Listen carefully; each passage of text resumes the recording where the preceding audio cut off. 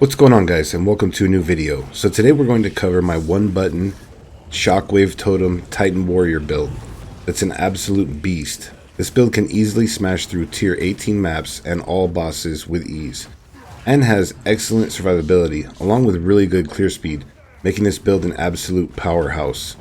So if you're all about smashing through everything while only using one button and being super tanky in doing so, then you have come to the right place. We will cover everything from A to Z. Timestamps will be down below, so feel free to jump ahead at any time. There will be a full tier 18 map clear and the boss fight at the end of the video, so be sure to stick around if you want to check that out. And let me know down in the comments, how have you guys been enjoying Path of Exile 2? I can say personally, I've been having a blast with this game and it's been a ton of fun overall. Yeah, there's been a few issues, but just overall experience has been really great. Anyways, let's get right into it. Alright, we'll go ahead and start off with the skills used in the build. Up top we have Mace Strike. We don't even use that. We basically just have gems in there. Real quick down here into our Shockwave Totem. Now obviously this is our bread and butter. Really quickly now I will go over, there's a way to make this build do even more damage than it already does. It does a lot of damage as is, but like right here, my Shockwave Totem level is only 19. I can get the 20 gem for that, and that'll boost my damage up quite a bit. I just haven't worried about it too much yet, because if you look right now, it costs 423 life for each time that I cast one of these. You see? Like if I were to cast them fast, look at my life just go down. Okay, but I mean, I have good regen. I have like 300 or over 300 regen, I think.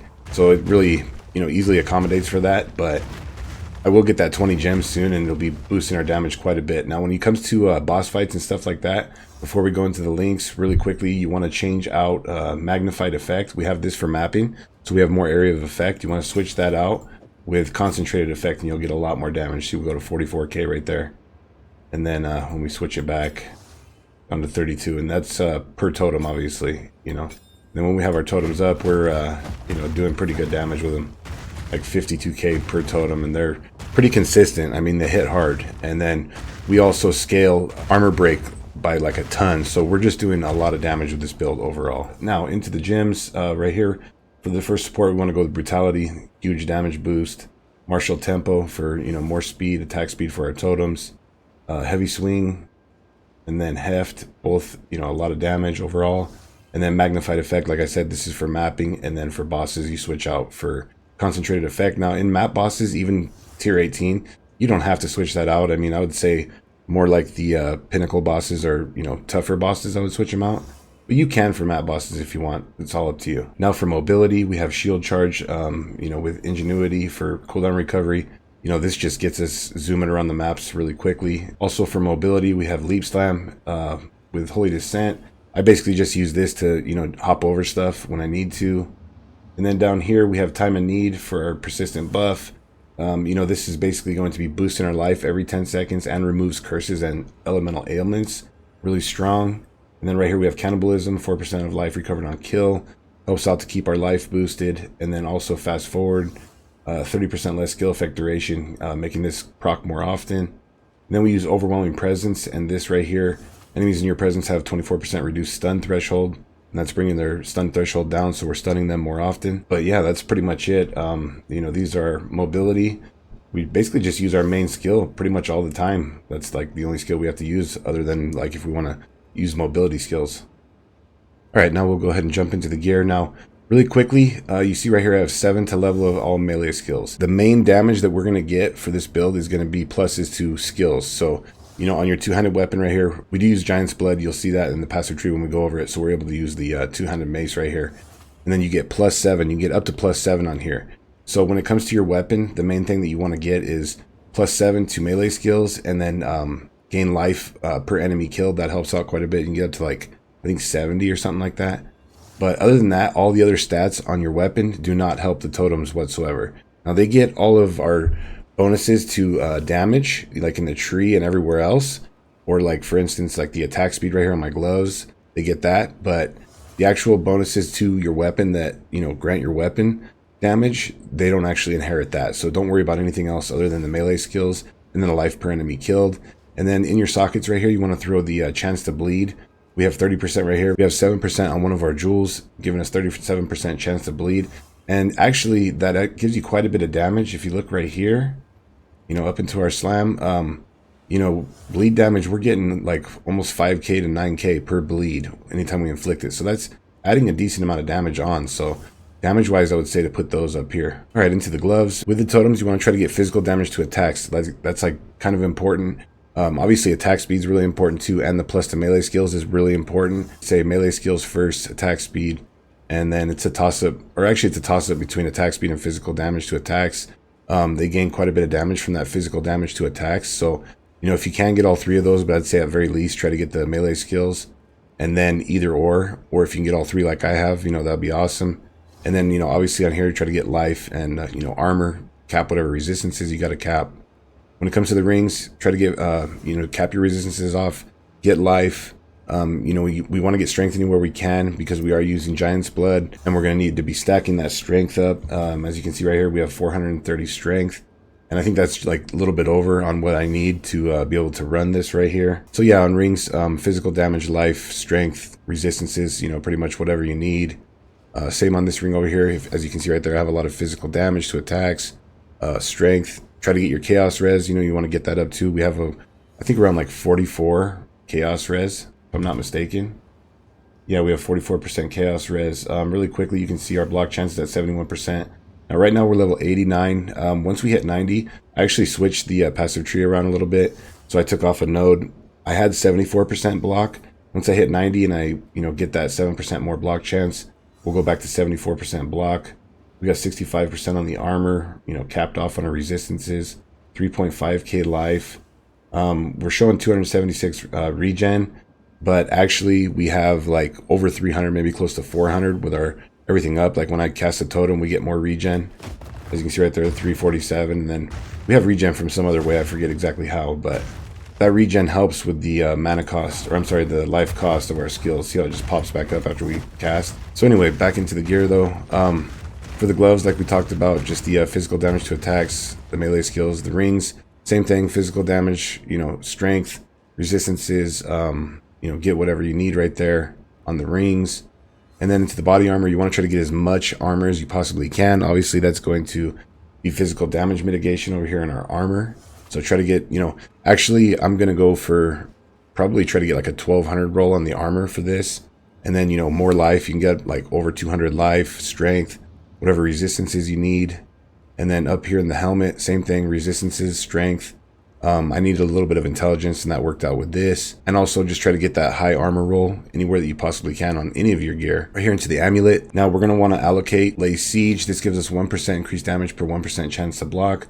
Obviously we have 71%, so that's the biggest damage boost that we can get in the tree for this build. So you want to go ahead and allocate that there. But then really important on your amulet, obviously you want to get life, resistances, you know, strength if you can, but very important, you want to get the +2 to melee skills. That's giving a ton of damage to our totems overall. Into the shield, you want to get as high block chance obviously as possible. You know, get as high armor as you can. I can get even more armor here. I mean, you know, eventually I plan on having, you know, we have 3.5k life right now. I plan on having about 4 to 4.5k life and 90% on the armor, which I'll easily be able to do. Right here, you know, get the strength, maximum life, resistances, whatever you need. Down here into the belt now, you want to go and try to get life, your resistances, and then I would say try to get life regeneration. I tried to get that everywhere that I can, even on the tree. I tried to kind of spec into it. It helps out a lot, like especially, you know, with the cost, like I said, of 423 of the Shockwave Totem. And then when I go to level 20, because that's only with a 19 Shockwave Totem, when I go to 20, the cost is going to be ramped up even more from there, probably close to like 500. So you definitely want to get the life regen anywhere that you can. On the boots, I'd say definitely get 30 or 35% movement speed. You don't want to be like a snail moving around the maps. And then, you know, get your resistances, get life if you can, strength, whatever you can get on there. As for the flask, I go with increased amount recovered and gains charges per second.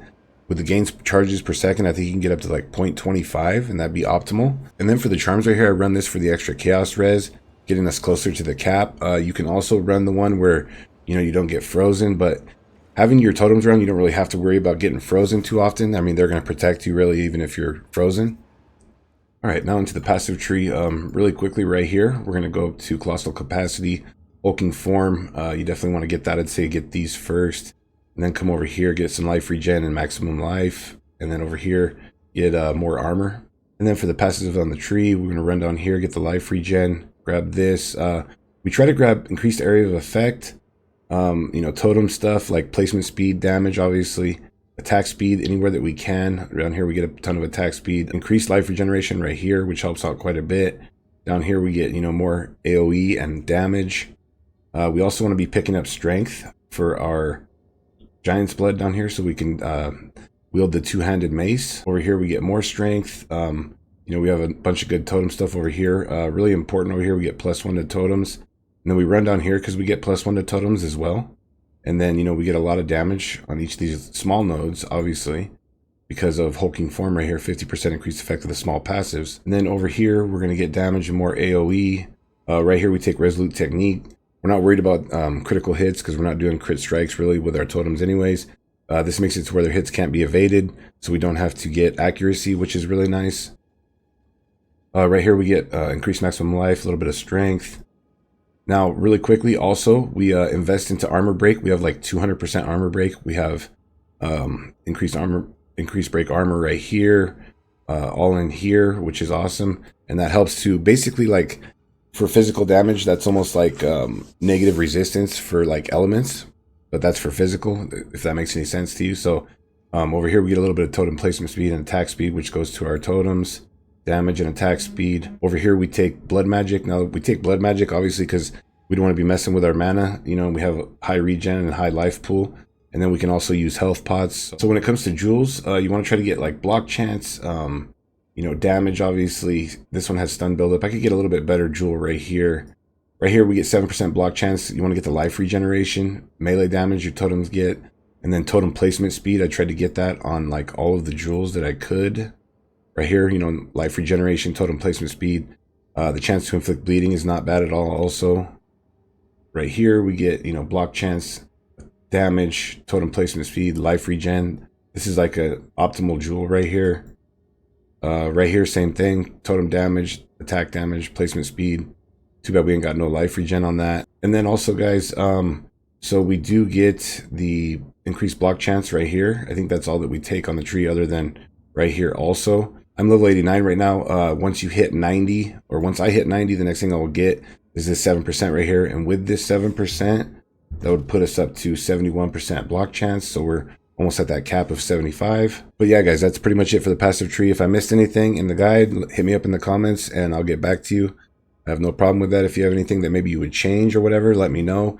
Now, really quickly, there is another way we can get a lot of damage out of this build. You know, the totems are stunning enemies and bosses really quickly, right? We can get rid of this and then this also for the more damage and more armor once we get those up on our gear. And we can go over here into crushing blows. And then we go down here into 40% more damage against heavy stunned enemies. And we're constantly heavy stunning enemies, so that's a huge damage boost. So that, along with the 20 gem, I mean, this build could be doing a ton more damage. Not to mention, if we, you know, we get a little bit of investment into rage, possibly with like more levels, and we get that, you know, 30% multiplier to like our rage. I mean, this build could just be a crazy boss killer. On top of, you know, great AoE, survivability. This build is really strong all the way around. So hopefully this guide has been helpful. If it has, don't forget to like and subscribe. I'd really appreciate it. There will be a more min-max version of the build. I will make one more guide for this build probably in the next few days. I'm going to try to boost things up a little bit more and get more damage out of it. And I will make a final update to this guide. Hopefully this has been helpful. If it has, don't forget to like and subscribe. I'd really appreciate it. It helps my channel grow. And if you want to check out the tier 18 gameplay with the boss fight, go ahead and stick around. Thanks for watching.